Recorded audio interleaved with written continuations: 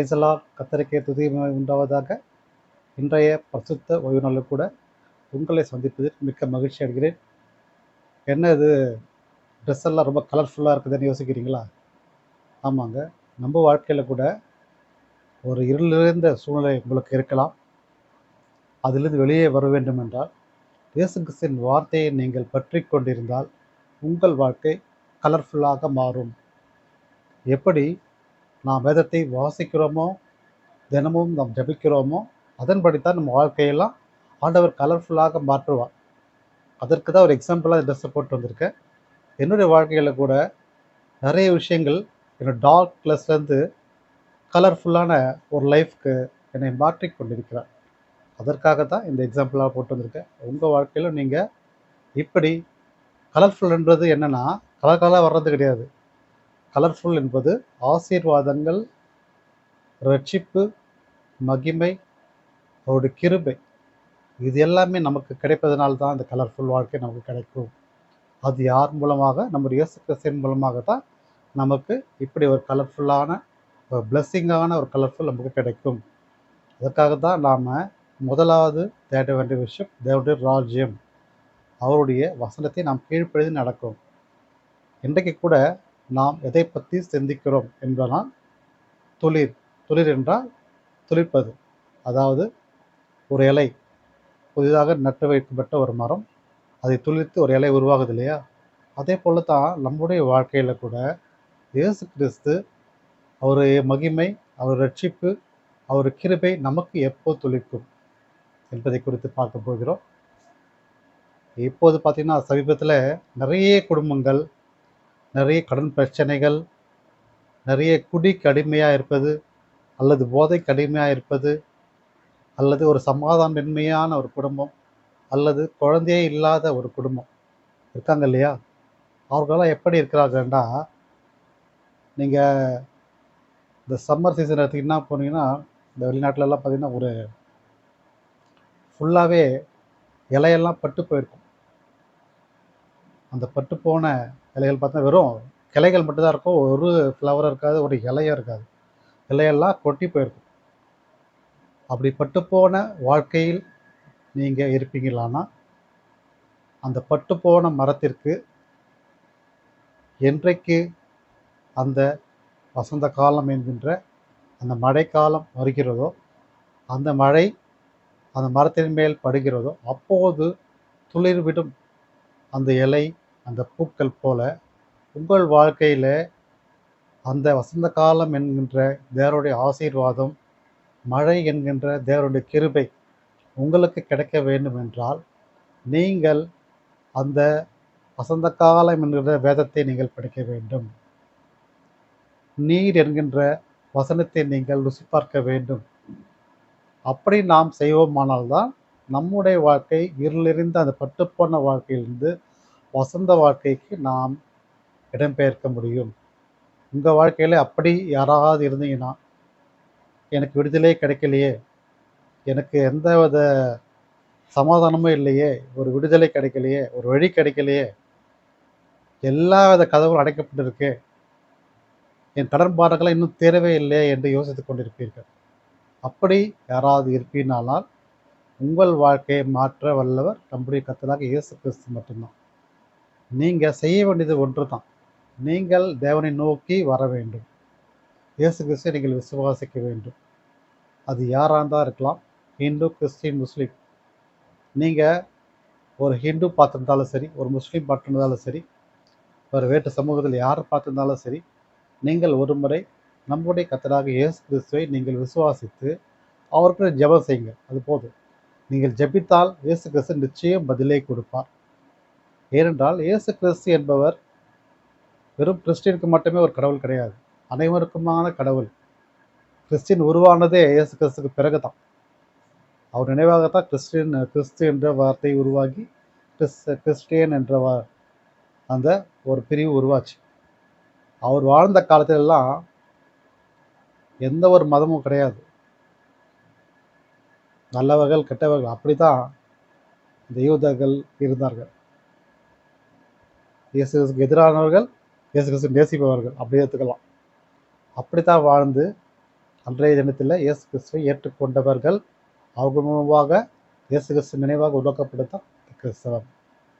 அதில் நாம் பங்கெடுத்து இன்று உலகெங்கும் இந்த கிறிஸ்தவம் வளர்ந்து படர்ந்து ரட்சிப்பை கொடுத்து கொண்டிருக்கிறது. காரணம் இயேசு கிறிஸ்துவனுடைய வசனங்கள், அவர் நமக்கு சொல்லிவிட்டு போன போதனைகள் எல்லாவற்றையும் நாம் ருசி பார்க்க பார்க்க நம்முடைய வாழ்க்கையில் இப்படி அற்புதங்கள் நடக்கும். ஒரு வசந்த காலம் பிறக்கும். உங்களுக்கு வாழ்க்கையிலே இருக்கின்ற அந்த கவலைகள் எடுத்து போட்டு துளிர்விடும் அந்த வசந்த காலம் என்ற இயேசு கிறிஸ்துவின் கிருபை உங்களுக்கு கிடைக்க வேண்டும் என்றால் நீங்கள் அவரிடத்தில் வந்து ஜெபிக்க வேண்டும், துதிக்க வேண்டும். அவரை நீங்கள் உண்மையான கிறிஸ்துவாக ஏற்றுக்கொள்ள வேண்டும். கடமைக்கென்று கிறிஸ்தவனாக இருக்கக்கூடாது. இன்றைக்கு பார்த்தீங்கன்னா சர்ச்சுக்கு போகிறோம், சர்ச்சுக்கு போயிட்டு அமைதியாக உட்காடுறோம், பாஸ்டர் பிரசங்கம் பண்ணுறதை கேட்குறோம், அமைதியாக வந்துடும். ஆனால் பார்த்தீங்கன்னா அதில் ஒரு சந்தோஷம் இல்லை, ஒரு சிரிப்பு இல்லை, ஒரு சமாதானம் இருக்காது. நீங்கள் ஆலயத்துக்குள்ளே பிரவேசிக்கும் போதே நீங்கள் எடுத்துக்க வேண்டியது முதலாவது விஷயம் ஒரு சந்தோஷம், சமாதானம், ஒரு மகிழ்ச்சி இருக்க வேண்டும். அப்போது தான் உங்கள் வாழ்க்கை தெளிவாக இருக்கும். உங்கள் வாழ்க்கை ஒரு மகிழ்ச்சி, சமாதானம், சந்தோஷத்தோடு நீங்கள் ஆலயத்தில் செல்வோமானால், அவருடைய வார்த்தைகளை நீங்கள் கேட்போமானால், அந்த மகிழ்ச்சியின் சமாதானத்தோடு இயேசு கிறிஸ்து கிருபை உங்களுக்கு கிடைக்கும். நிறைய பேரை பார்த்துருக்கேன், சர்ச்சில் போனால் ஒருத்தர் எல்லாம் தூங்கிட்டு இருப்பாங்க, எல்லாம் கதை பேசிகிட்டு இருப்பாங்க, எல்லாம் எங்கேயாவது பார்த்துட்டு இருப்பாங்க, இல்லை என்ன ட்ரெஸ் போட்டிருக்காங்க, என்ன நகை போட்டிருப்பாங்க, என்ன வளையல் போட்டிருப்பாங்கன்னு பார்த்துட்டு இருப்பாங்க. இப்படி தான் நிறைய விஷயம் நடந்து கொண்டு இருக்குது. பாஸ்டர் பேசின வார்த்தைகள், இயேசு கிறிஸ்துவின் வார்த்தைகள்லாம் நிறைய பேர் கேட்டது ரொம்ப அபூர்வமாக போச்சு. சில பேர் தான் கேட்குறாங்க. நிறைய பேர் திங்கிங் வேறு மாதிரி இருக்கும். அல்லது ஃபோன் பார்த்துட்டு இருப்பாங்க, இல்லை புக்கில் ஏதாவது எழுதிட்டு இருப்பாங்க. இப்படி தான் நடந்து கொண்டு இருக்குது இல்லையா? அப்படிப்பட்ட கிறிஸ்துவ வாழ்க்கையை ஆண்டவர் நம்மளை பார்த்துக்கிட்டு தான் இருக்கார். மேலே இருந்து நம்மளை நோக்குவார். எப்படி இருக்காங்க இவங்க, நம்முடைய சந்ததியில் வந்து அவங்க எப்படி இருக்கிறார்கள் என்பதை அவர் கண் மூலமாக பார்த்து கொண்டிருக்கிறார். அவரின் கண்கள் நம்மை நோக்கி கொண்டிருக்கிறது. அதை நீங்கள் புரிந்து கொள்ள வேண்டும். நீங்கள் ஏதோ சர்ச்சுக்கு போகிறோம் வரோம் என்பதை குறித்து மட்டுமே இல்லாமல், அதில் ஒரு விசுவாசத்தோடு, ஒரு சந்தோஷத்தோடு, ஒரு உற்சாகத்தோடு நீங்கள் இயேசு கிறிஸ்துவின் வார்த்தைகளை கேட்க வேண்டும். அப்போது தான் உங்கள் மனசுக்குள்ளே இயேசு கிறிஸ்துவின் வார்த்தை வரும். அது எந்த ஆலயம் நீங்கள் சென்றாலும் சரி, அது ஒரு பசுத்த ஆசீர்வாதத்தோட, பரிசுத்த அலங்காரத்தோடு தொழுது கொள்ள வேண்டும் என்று வசனம் சொல்கிறது இல்லையா? பரிசுத்த அலங்காரம் என்பது எது? நம்முடைய மனசு, சுத்தமான மனசு, சுத்தமான இதயத்தோட, சந்தோஷத்தோட, ஆனந்த களிப்போடு அவரை தொழுது கொள்ள வேண்டும். அப்போது தான் நம்முடைய வாழ்க்கையில் அவருடைய வார்த்தைகள் நமக்கு வந்து நம்மளை பாதுகாக்கும், நம்மளை ரட்சிக்கும், நம்மளை உயர்த்தும், நம்ம வாழ்க்கையை கலர்ஃபுல்லாக மாற்றும். அது இயேசு கிறிஸ்துவால் மட்டுமே முடியும். கடவைக்கென்று இனிமேல் செல்லாமல் ஒரு சந்தோஷத்தோட, சமாதானத்தோட, உற்சாகத்தோடு நீங்கள் சர்ச்சுக்கு போகணும். அந்த அன்பு, அந்த ஐக்கியம், அந்த ஒரு மகிமை, அந்த ஒரு உற்சாகத்தோடு நீங்கள் செல்லும் போதோ இயேசு கிறிஸ்து உங்கள் வாழ்க்கையிலே வசனத்தின் மூலமாக வந்து உங்களை ஆசீர்வதிப்பார். நீங்கள் அப்போது கேட்கின்ற எந்த ஒரு ஜெபமாக இருந்தாலும் உங்கள் பட்டுப்போன வாழ்க்கையில் வசந்தம் கொடுக்கும் விதமாக இயேசு கிறிஸ்து அற்புதங்களை செய்வார். வசனம் சொல்கிறது, ஏசாயா 58:8 அனைவருக்கும் தெரிந்த வசனம்தான். விடியற்கால வெளுப்பை போல உன் வெளிச்சம் எழும்பி உன் சுகவாழ்வு சீக்கிரத்திலே துளிர்க்கும், உன் நீதி உனக்கு முன்னாலே செல்லும், கர்த்தருடைய மகிமை உன்னை பின்னாலே காக்கும் என்று வசனம் சொல்கிறது. பாருங்க, கர்த்தருடைய மகிமை உன்னை பின்னாலே காக்கும். விடிய காலத்தில் வெளுப்பை போல, விடிய காலத்தில் பார்த்தீங்கன்னா வெளிச்சமாக சூரியன் வந்து பிரகாசமாக இருக்கு இல்லையா? அதுபோல் உன் வெளிச்சம் எழும்பி, யார் வெளிச்சம்? இயேசு கிறிஸ்துவின் வெளிச்சம் எழும்பி உன்னுடைய சுகவாழ்வு, உங்களுடைய சுகவாழ்வை ஆண்டவர் சீக்கிரமாக துளிக்க செய்வார். உன் சுகவாழ்வு சீக்கிரமாக துளிர்க்கும் என்று சொல்கிறார். நீங்கள் அவரை ஏற்றுக்கொண்டு அவர் மகிமைப்படுத்தும் போதோ, அவர் பிரகாசமான ஒளி, அவர் பிரகாச ஒளினா ஒளி உங்கள் மேல் படுவதில்லை, அவருடைய கிருபை உங்கள் மேல், உங்கள் வாழ்க்கை மேல் வரும்போதோ உங்கள் வாழ்க்கை துளிர்விடும். துளிர் என்பது ஆசீர்வாதம்.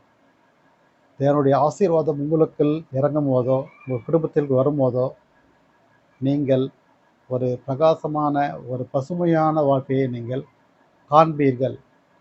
அந்த வாழ்க்கை ஆசீர்வாதமாக இருக்கும், உயர்வை தரும். நீங்கள் நினைத்து பார்க்க முடியாத ஆசீர்வாதத்தை இயேசு கிறிஸ்து உங்களுக்கு கொடுப்பார். இயேசு கிறிஸ்துவின் மகிமை அப்போது உங்களுக்கு பின்னாலே காத்து கொண்டே இருக்கும். இப்போ மட்டும் இல்லை, எப்பவுமே உங்களுக்கு காத்து கொண்டே இருக்கும். உன் நீதி உனக்கு முன்னாலே செல்லும், கர்த்தருடைய மகிமை உன்னை பின்னாலே காக்கும். உன் நீதினா என்னது? நீதி என்பது உண்மையா வாழ்க்கை, தேவனுக்கு பயந்து அவர் வழியில் நடப்பது. அவர் வசனத்துக்கு கீழ்ப்படி நடக்கும் போதோ அவர் நம்மளை பின்னாலே காத்து கொண்டிருப்பார்.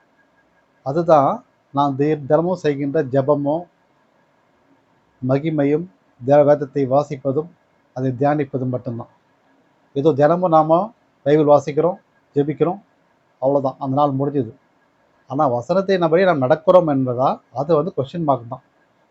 வசனம் டெய்லி படிப்போம், ஆனால் அதன் மீது நம்ம அது வந்து உண்மையாக அது எப்படிலாம் சொல்லியிருக்காரு, எதற்காக சொல்லப்பட்டது என்பதை குறித்து நாம் தியானிப்பதில்லை. தியானிப்பதுன்னா அது வந்து ஒரு ரிசர்ச், அதை நம்ம யோசிப்பதில்லை. ஏன் இந்த சொல்லியிருக்காரு, நம்ம எப்படி இருக்கிறோம், எப்படி இருக்கிறோம், இப்போ எப்படி இருக்கிறோம் என்பதை குறித்து ஆண்டவர் சொல்லுவார். அந்த வசனத்தை மூலம் சொல்லுவார். அதை நம்ம நடக்க முயற்சி எடுக்கும் போது தான் அந்த வாழ்க்கை மாறும். அப்போ தான் கர்த்தருக்குள்ளே நீங்கள் வரும்போது தான் இயேசு கிறிஸ்துவை போல் நீங்கள் வாழ முடியும். இயேசுவை போல் நீங்கள் வாழ வேண்டும் விருப்பம் மட்டும் பட்டா போதாது, அதுக்கான முயற்சி எடுக்க வேண்டும். நீங்கள் ஜெயிக்க வேண்டும் என்றால் முயற்சி எடுத்தால் தானே ஜெயிக்க முடியும். எக்ஸாமில் நீங்கள் ஃபஸ்ட் மார்க் எடுக்கணும், நான் நல்லா படித்தா தான் நீங்கள் ஃபஸ்ட் மார்க் எடுக்க முடியும் இல்லையா? எடுத்த உடனே பாஸ் மார்க் எடுக்கணும், ஃபஸ்ட் மார்க் எடுக்கணும்னா அது முடியாது. நீங்கள் ஆரம்பத்திலிருந்தே அதில் ஐக்கியமாகி 100% கான்சன்ட்ரேஷன் வைக்கும் போது தான் நீங்கள் கடைசியில் ஒரு வெற்றி நீங்கள் காண முடியும்.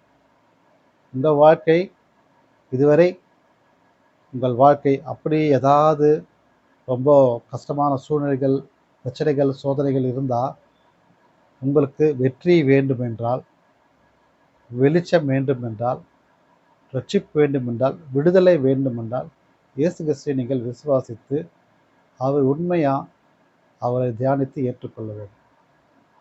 எப்படி அது உண்மையாக நாம் உண்மையாக இருக்கிறது அப்படின்னு யோசிக்கிறீங்க தானே? இப்போ சொன்ன வார்த்தைகள் தான். கடமைக்கென்று இல்லாமல் உங்கள் பரிசுத்த உள்ளத்தில் முழு மனசாக அவருக்கு இடம் கொடுக்கும். யார் யாருக்கோ நம்ம யோசிக்கிறோம், நேசிக்கிறோம், பாதுகாக்கிறோம், எல்லாம் செய்கிறோம். ஆனால் இயேசு கிறிஸ்துவை நாம் அந்தளவுக்கு யோசிக்கிறோம்னா கிடையாது. ஒரு பார்ட் டைம் ஜாப் மாதிரி, ஒரு பார்ட் டைம் காலைல ஜாப் பண்ணுறோம், எப்படி யோசிக்கிறோம், அதோடு முடிச்சிடும்.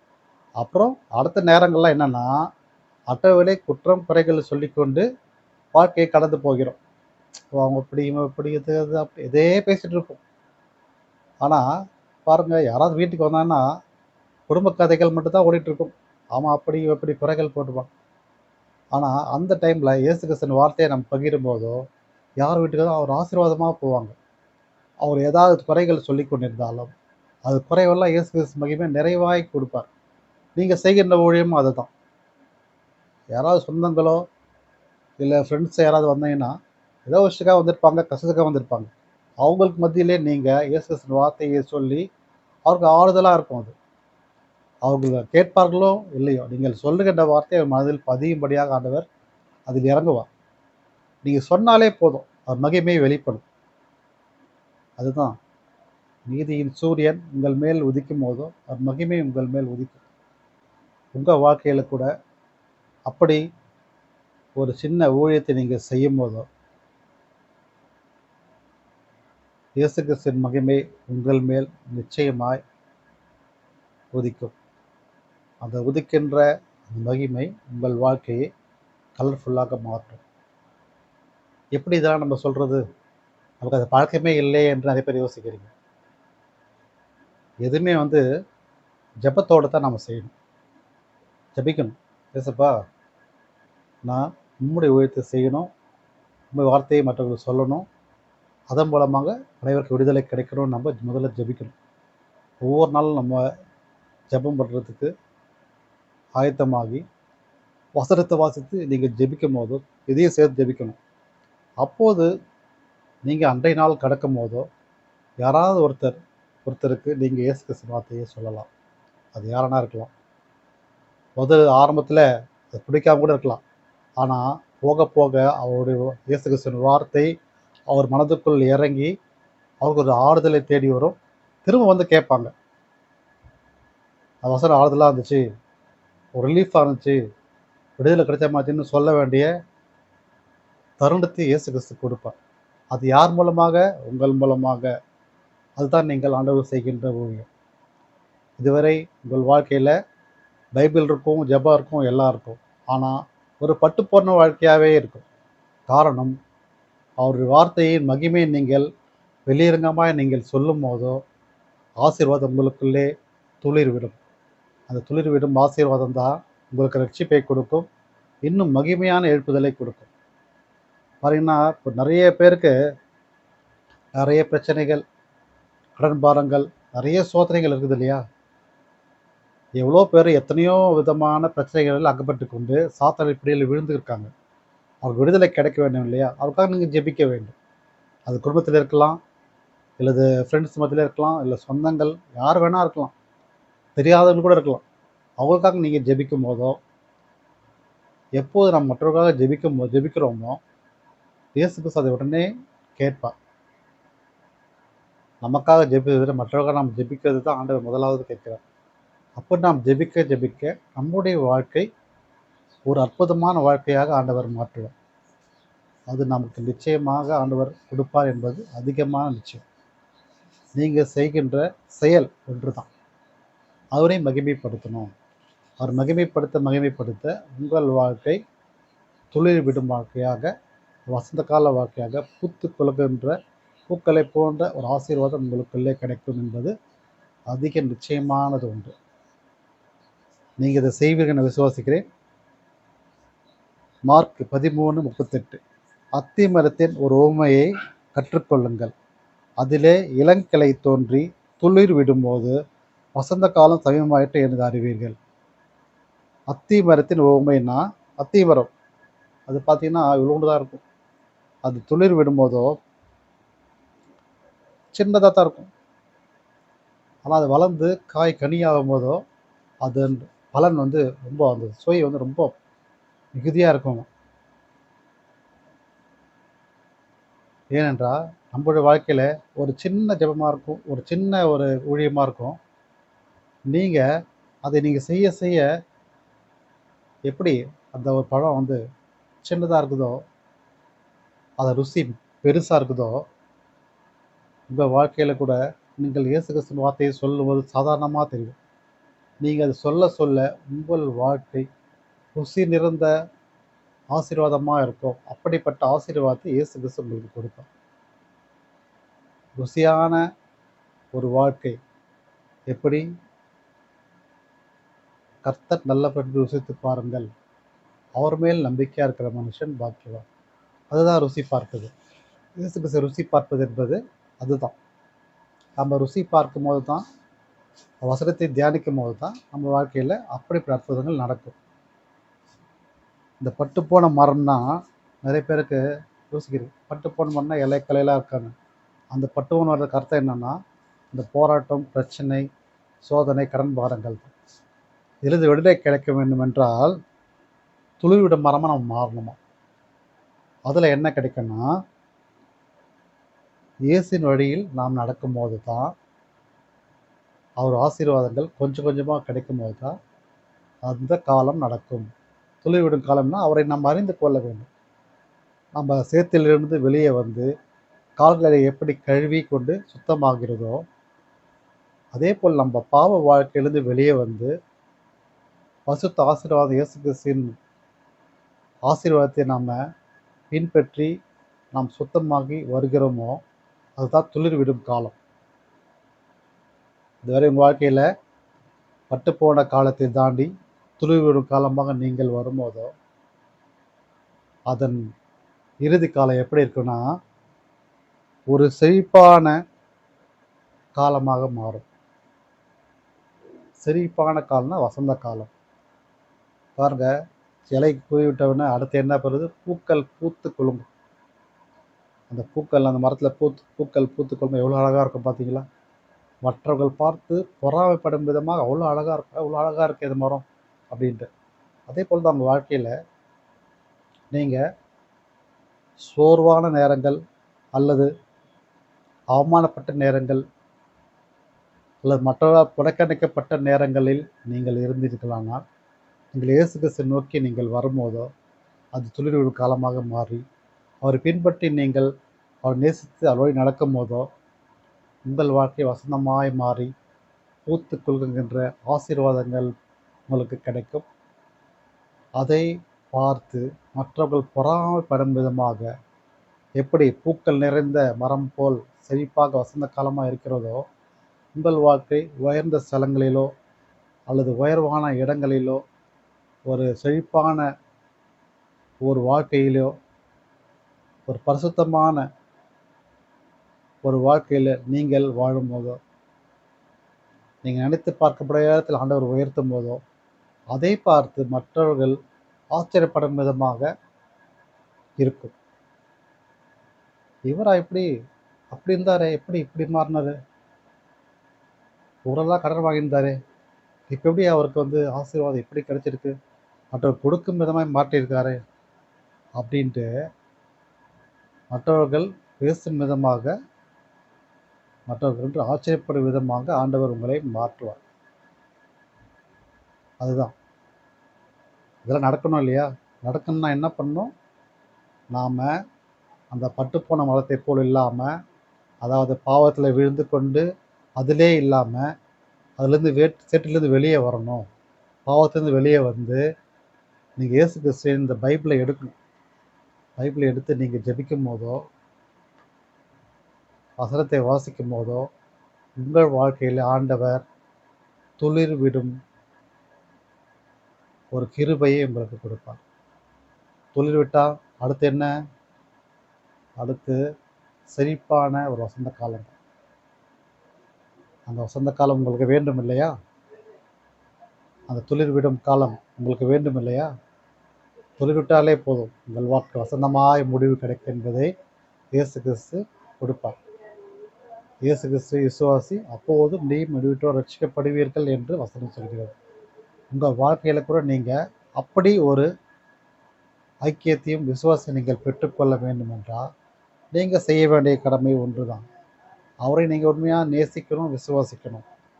கர்த்தருக்கு நாம் கீழ்ப்படிந்து நடக்கும் போதோ, அந்த வசந்த காலத்தை பெற்றுக்கொள்ளும் போதோ, அதன் பிறகு நாம் செய்கின்ற காரியம்தான் ரொம்ப ரொம்ப இம்பார்ட்டன்ட். அது என்னன்னா, நம்முடைய வாழ்க்கையில் இயேசு கிறிஸ்து வந்த பிறகு, அதற்கு பிறகு உலக ஆசைகளோ உலக இச்சைகளோ இடம் கொடுக்கக்கூடாது. அதிலிருந்து நம்ம விடுதலை பெற்றுக்கொண்டு அது வழியில் செல்லாமல் நாம் இயேசு கிறிஸ்து கெட்டியாக பிடிச்சிட்டு அதை விசுவாசிக்கணும். நீங்கள் செய்கின்ற அந்த செயல் தான் ரொம்ப ரொம்ப முக்கியம். இடையில் சாத்தான் நிறைய இடத்துல உள்ளே வந்து நிறைய பிரச்சனைகள் உருவாக்கி கொண்டே இருப்பான். அப்படி பிரச்சனைகள்லாம் வராமல் இருக்கணும்னா நீங்கள் செய்ய வேண்டிய விஷயம், அவரை அதிகமாக நீங்கள் தேடணும். நிறைய வந்துகிட்டே இருப்பான். சாத்தான் குறுக்க பேசிகிட்டே இருப்பான், காதில் பேசிகிட்டே இருப்பான். நீ எங்கே போகாத, இங்கே வராத, இது பண்ணாத, அது பண்ணாத. ஆனால் நீங்கள் ஜெபிக்க ஜெபிக்க சாத்தானுடைய செயல்கள் எல்லாம் ஒவ்வொன்றா ஃபெயில் ஆகிட்டே போகும். நீங்கள் அதிகமாக தேவனை தேடும்போது தான் சாத்தானுடைய கிரைகள் அதிகமாக வேலை செய்யும். அதனால் நீங்கள் அது ரொம்ப ஜாக்கிரதையாக இருக்கணும். நீங்கள் ஜாக்கிரதையாக இருக்கிறது தான் ரொம்ப ரொம்ப முக்கியம். அதனால தான் சொல்கிறேன், உங்கள் வாழ்க்கையில் நீங்கள் இயேசு கிறிஸ்துவை நேசித்து அவரை நீங்கள் பின்பற்றும் போதோ மற்றதுக்கு இடங்க கொடுக்கக்கூடாது. ஆனால் நம்ம கண் முன்னே எல்லாமே வரும், சாத்தானை காட்டுவான். இதை பாரு எவ்வளோகா இருக்குது, இது எவ்வளோ பாரு எவ்வளோகா இருக்குது, இது எப்படி இருக்குது பாரு, இது எப்படி இருக்குது பாருன்ட்டு உலக ஆசைகள்லாம் காமிச்சுனே இருப்பான், நம்மளை மாற்றுறதுக்கு முயற்சி செய்வோம். ஆனால் நீங்கள் இயேசு கிறிஸ்துவை பின்பற்றி வாழும்போதோ அதற்கெல்லாம் இடம் கொடுக்காம, அந்த டைமில் நீங்கள் இயேசு கிறிஸ்துவை நேசிக்கு அவரையே நீங்கள் துதிக்கும் போதோ, ஏதாவது ஒரு பிரச்சனை வருதா, சாத்தான் கிரியை வருதா, நீங்கள் உடனே இயேசுவின் ரத்தம் ஜெயம் என்ற வார்த்தையை சொல்லுங்கள். ஜீசஸ் எங்களை காப்பாற்றுங்கன்னு சொல்லுங்கள். ஜீசஸ் இந்த வார்த்தையை சொல்லுங்கள். அப்படி நீங்கள் சொல்லும் போதோ உங்கள் வாழ்க்கையில் சாத்தான் அந்த இடத்த விட்டு அப்பயே போயிடுவான். நீங்கள் முயற்சி பண்ணி பாருங்கள். நீங்கள் விசுவாசித்து ரட்சிப்பை பெற்றுக்கொண்டால் மட்டும் அந்த பெற்றுக்கொண்ட ரட்சிப்பை நீங்கள் பாதுகாக்கணும். அதுதான் ரொம்ப முக்கியம். நிறைய பேர் இன்றைக்கு இயேசு கிறிஸ்து ஏற்றுக்கொண்டு அதை ஆசீர்வாதங்களை பெற்றுக்கொண்டு அதன்படி அதை தொடர்ந்து காத்து கொள்வதில்லை. அதை காத்துக்கொள்ளணும். அப்படி காத்து கொள்வது தான் ரொம்ப ரொம்ப இம்பார்ட்டன்ட் வாழ்க்கையில். வசந்த காலம் தொடர்ந்து இருக்க வேண்டும் இல்லையா? அதற்கு தான் நம்ம செய்ய வேண்டிய கடமை என்பது நம்ம இயேசு கிறிஸ்துவை தொடர்ந்து நாம் விசுவாசி ஜெபிக்கணும். தொடர்ந்து அவர் பற்றி கொண்டே இருக்கணும். அதுதான் எத்தகைய சூழ்நிலை வந்தாலும் அவருடைய நம்பிக்கையை அவர் மேல் நம்ம வைத்த நம்பிக்கையை நம்ம விட்டுவிடக்கூடாது. தைரியத்தோடு எதிர்கொள்ளணும். பயந்துடக்கூடாது. டைமில் நீங்கள் தைரியத்தோடு செய்கின்ற எந்த ஒரு செயலாக இருந்தாலும் இயேசு நிமிடத்தை நம்ம செய்யும் போதோ உங்கள் வாழ்க்கை ஆசீர்வாதமாக ஒரு பாதுகாப்பாளனாக இருப்பார். உங்கள் வாழ்க்கை இது வரைக்கும் பட்டு போயிருக்கிறதா? அதிலிருந்து விடுதலை பெருக்க வேண்டும் என்றால் நீங்கள் செய்ய வேண்டிய விஷயம் இயேசு கிறிஸ்துவை நேசிப்பது, ஜெபிப்பது, வசனத்தை வாசிப்பது தான். இதுவரை அப்படி யாராவது செய்யாமல் இருந்தீங்கன்னா நீங்கள் இன்று முதல் அதை பின்பற்றுங்க. எப்படி இந்த ஷர்ட் கலர்ஃபுல்லாக இருக்குதோ உங்கள் வாழ்க்கை கலர்ஃபுல்லாக ஆண்டவர் மாற்றுவார். அது 100% கேரண்டி. நீங்கள் இயேசு கிறிஸ்துவை போல் வாழ முயற்சி எடுக்கணும். முயற்சி எடுக்கும் போது தான் அது நடக்கும். அவரை போல் நடக்குமா முடியுமான்னு யோசிக்காதீங்க. நிச்சயமாக ஆண்டவர் அவரை போல் மாற்றுவதற்கு இந்த வசனத்தின் மூலமாக நம்மளை வழிநடத்தி நம்மளை கொண்டு செல்வார். அவரை எதிர்த்தால் முன்வைத்து செய்யும் போது தான் நடக்கும். பாருங்க, சமீபத்தில் கூட இறந்து போனார் இல்லையா சார்லி கிரக், அமெரிக்காவில். அவர் சுட்டு கொல்லப்படவுடனே பிடிச்சிட்டாங்க, அரெஸ்ட் பண்ணிட்டாங்க. அவர் மனைவி, அவர் பிரைமரி நடந்தது. அவர் மனைவி சொல்கிறாங்க, இயேசு கிறிஸ்துவை போல நான் சுட்டு கொலை பண்ணல, அந்த கல்வனை மன்னித்து விட்டேன்னு சொல்கிறாங்க. பாருங்கள் எப்படிப்பட்டவர் ஆண்டவர். அந்த குடும்பத்திற்கு அப்படி ஒரு ஆசீர்வாதத்தை கொடுத்துருக்காரு பாருங்கள். இயேசுவை போல நான் அவனை மன்னித்திடுறேன்னு சொல்லிட்டு அவங்க ஒய்ஃப் சொல்கிறாங்க. அந்த ப்ரேயர் மீட்டிங்கில் அத்தனை பேர் மத்தியில் சொல்கிறாங்க. எத்தனை பேருக்கு இது செய்வீங்க? நம்ம யாராவது ஏதாவது தொல்லை பண்ணிட்டாலோ ஏதாவது டிஸ்டர்ப் பண்ணிட்டாலோ உடனே அவனுக்கு ஏதாவது பண்ணிடணும், அவன் திட்டான், அவன் பதில் நம்ம செய்யணும் அப்படின்னு சொல்லிட்டு வழிவாங்குறோம் இல்லையா? என்ன பாருங்கள், ஒரு உயிர் போனாலும், கணவன் உயிர் போனாலும் இயேசு கிறிஸ்துவின் சாட்சியுள்ள மகளாக அவனை மன்னித்தார். பாருங்கள், அதுதான் இயேசு கிறிஸ்துவின் வாழ்க்கை. இயேசு கிறிஸ்துவில் வாழ்வது எப்படி அன்று எத்தனையோ பிரச்சனைகள் போட்டல் முதல் இயேசு கிறிஸ்து வாழ்ந்து அடித்தார்கள், துன்பத்தினார்கள், ரத்தம் சிந்த வைத்தார்கள், அவர் எல்லாவற்றையும் மன்னித்தார் இல்லையா? அதே போல தான் அந்த மகள் வந்து குடும்பத்தினரும் இயேசு கிறிஸ்துவை போல ஒரு சாட்சியோட குடும்பமாக வாழ்ந்து வருகிறார்கள். கிளிப்பிங் போடுறேன், நீங்கள் பாருங்கள்.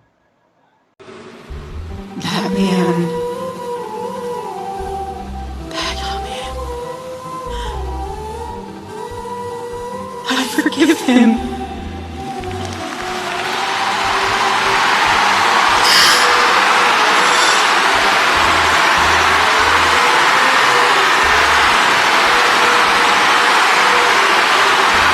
I forgive him because it was what Christ did and is what Charlie would do. Clipping பார்த்துருப்பீங்க. பாருங்க, அப்படிப்பட்ட ஒரு வாழ்க்கையை நீங்களும் வாழணும். இயேசு கிறிஸ்துவை போல் வாழ நீங்கள் முயற்சி எடுக்கணும். நீங்கள் முயற்சி எடுக்கும்போது தான் அப்படிப்பட்ட வாழ்க்கை உங்களுக்கு அமையும். நீங்கள் பட்டுப்போன மரமாக இல்லாமல் துளிர்விடும் மரமாக அவருடைய பரிசுத்த தண்ணீரை நீங்கள் ருசி பார்க்கும் போதோ, அதாவது ஜெபிக்கும் போதோ, அவரை தேடும் போதோ உங்கள் வாழ்க்கை வசந்தமாக மாற்றுவதற்கு இயேசு கிறிஸ்து ஒருவரே வழி. அவருக்கு பின்பற்றி வருவீர்கள், உங்கள் வாழ்க்கை கலர்ஃபுல்லாக ஒரு ஆசீர்வாதமான பிளெஸ்ஸிங்கான ஒரு வாழ்க்கை உங்களுக்கு கிடைக்கும். அதற்கு இயேசு கிறிஸ்துவை நீங்கள் நேசிங்க, விசுவாசிங்க, ஐக்கியப்படுங்க. உங்கள் சுகவாழ்வு சீக்கிரத்திலேயே துளிர்க்கின்ற அந்த வாழ்வு வசந்த காலமாக மாறி உங்கள் வாழ்க்கை உயர்ந்த ஸ்தலங்களிலே இருக்கும். மற்றவர்கள் கண்கள் ஆச்சரியப்படும் விதமாக உங்கள் வாழ்க்கை மாறும். உங்கள் பிரச்சனைகள், போராட்டங்கள் எல்லா சகலவித சாத்தானின் கிரியைகளும் விலகி போடப்பட்டு உங்கள் வாழ்க்கையில் இயேசு கிறிஸ்துக்கு முன்வைத்து நீங்கள் செய்யும் போதோ எல்லாவற்றையும் ஆண்டவரை எடுத்து போட்டு உங்கள் வாழ்க்கை ஆசீர்வாத வாழ்க்கையாக மாற்றுவார், பரிசுத்த வாழ்க்கையாக மாற்றுவார். ஒரு ஜெயமான ஒரு குடும்பமாக நீங்கள் இருப்பீங்க. நீங்கள் இயேசு கிறிஸ்துக்கு ஒரு சாட்சியுள்ள குடும்பமாக நீங்கள் வாழணும். இன்றைய நாளில் கர்த்தர் எனக்கு கொடுத்த இந்த வார்த்தை, இந்த துளிர் என்ற அந்த வார்த்தை உங்கள் வாழ்க்கையில் துளிர் விடும் என்று நான் விசுவாசிக்கிறேன். அந்த துளிர் விடும் என்ற தேவனுடைய கிருபை உங்களுக்கு கிடைக்கும் போதோ இந்த சாட்சியை நீங்கள் சொல்ல மறவாதீர்கள். மீண்டும் உங்களை சந்திக்கும் வரை நீங்கள் பட்டுப்போன மரமாக இல்லாமல் துளிர் விடும் ஆசீர்வாதத்தை பெற்றுக்கொண்டு வசந்தம் என்ற அந்த ஒரு இயேசு கிறிஸ்து ரட்சிப்பை நீங்கள் பெற்றுக்கொண்டு வருவீர்கள் என்று விசுவாசிக்கிறேன். இயேசு கிறிஸ்து மகிமை உண்டாவதாக. ஆமென். நாம் ஜெபம் செய்வோம். ஸ்தோத்திரம் கர்த்தாவே, இதோ இந்த புதிய நாளுக்கு நன்றி துதிக்கிறோம் சாமி. நீர் கொடுத்த இந்த அற்புதமான நாளுக்காக நன்றி கர்த்தாவே. இதோ நாங்கள் பட்டுப்போன மரமாக இல்லாமல் துளிர்விட மரமாக மாறி வசந்தம் என்ற மரமாக மாறி அது வசந்த காலத்தில் ஐக்கியப்படும்படியாக சாமி உங்களுடைய வார்த்தைகளை நாங்கள் பின்பற்றி நடந்து சாமி எங்கள் வாழ்க்கையை பரிசுத்தமாக்க முடியாது கர்த்தாவே. அதுபோல் ரட்சிப்பை பெற்றுக்கொண்டு ஆசீர்வாதத்தின் வழிகளை எங்களுக்கு கொடுக்க முடியாது இருக்கிறோம் கர்த்தாவே. நீ கொடுக்க போகிற ஆசீர்வாதக்காக நன்றி கர்த்தாவே. நாங்கள் இதுவரை விழுந்திருக்கின்ற பாவத்திலிருந்து விடுதலையாகி கர்த்தாவே, உண்மை நாங்கள் தேவனாக ஏற்றுக்கொண்டு விசுவாசித்து நாங்கள் ஐக்கியப்பட்டு கர்த்தாவே, நாங்கள் உண்மையில் வந்து நாங்கள் உண்மைக்காக நாங்கள் வாழும்போது சாமி எங்கள் வாழ்க்கையை நீ மாற்றப்போகிற கிருபைக்காக நன்றி கர்த்தாவே. ஆமாம் சாமி, இந்த செய்தியை கேட்டுக்கொண்டு எத்தனையோ பேர்கள் சாமி பாவத்தில் விழுந்துக்கிறார்கள் சாமி. விடுதலை கொடுப்பீராக சாமி. விடுதலை கொடுத்து சாமி அந்த பட்டு போன வாழ்க்கையிலிருந்து விடுதலை கொடுத்து வசந்த கால வாழ்க்கையை நீ மாற்றி கொடுக்க நீர் ஒருவரே தேவனாக இருக்கிறீர்கள் விசுவாசிக்கிற கர்த்தாவே. நீர் அவர்களை தொட்டு சுகம் கொடுங்க, பல கொடுங்க, ஆசீர்வாதத்தை கொடுங்க சாமி. உங்களுடைய நாம் மகிமைப்படும்படியாக ஒப்பு கொடுத்து அங்கே வாழும்படியாக இருக்கிறீங்க கர்த்தாவே. ஆசீர்வாதங்க தொடர்ந்து உங்கள் கிருபையினால மகிமையினால எங்கள் ஒவ்வொரு கை கொடுத்துட்டு ஆசீர்வாதிங்க. எங்கள் குடும்பங்களை ஆசீர்வாதிங்க, உறவுகளை ஆசீர்வாதிங்க, பிள்ளைகளை ஆசீர்வாதிங்க கர்த்தாவே. இந்த செய்தியை கேட்கின்ற ஒவ்வொரு மக்களையும் ஆசீர்வாதிங்க கர்த்தாவே. தேவையில்லை எல்லாம் சந்திப்பீராக ஆசீர்வாதத்தை கொடுப்பீராக சாமி. மீட்பர் இயேசு கிறிஸ்து மூலமே வேண்டிக் நல்ல பிதாவே. ஆமென். என் ஆத்மாவே கர்த்தரை ஸ்தோத்திரி, என் பூரண பரிசுத்த நாமத்தை ஸ்தோத்திரி. என் ஆத்மாவே கர்த்தரை ஸ்தோத்திரி, கர்த்தர் செய்த சகல புகழ் மறவாதே. ஆமென். Praise the Lord. கர்த்தருக்கே துதிகை மகிமை உண்டாவதாக. ஆமென்.